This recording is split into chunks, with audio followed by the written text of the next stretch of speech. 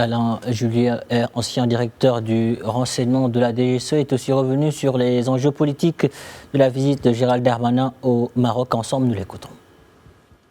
Aujourd'hui, si vous voulez, le terrorisme, comme d'ailleurs la grande criminalité, sont internationales. C'est indiscutable, hein. Et donc, à partir du moment où nous avons en plus, en France, comme d'ailleurs avec d'autres pays, comme nous avons beaucoup de ressortissants venus du Maroc, il est important qu'il y ait des liens très étroits entre le royaume marocain, le royaume du Maroc et la France pour pouvoir justement gérer les problèmes. Et au lieu de les subir, de pouvoir les anticiper.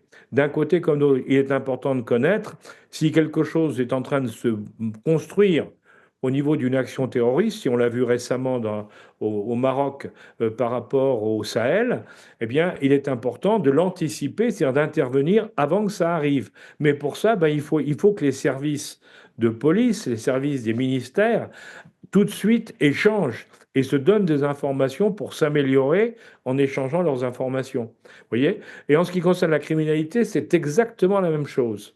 Parce que dans cet aspect international actuel, où tout le monde bouge dans tous les sens et utilise aussi, il ne faut pas l'oublier, tous les moyens modernes, hein, en particulier numériques, pour faire leurs opérations, ben, il faut on se connaisse bien, qu'on ait confiance et qu'on échange au niveau des États, hein, pour pouvoir assurer la meilleure sécurité possible de nos concitoyens.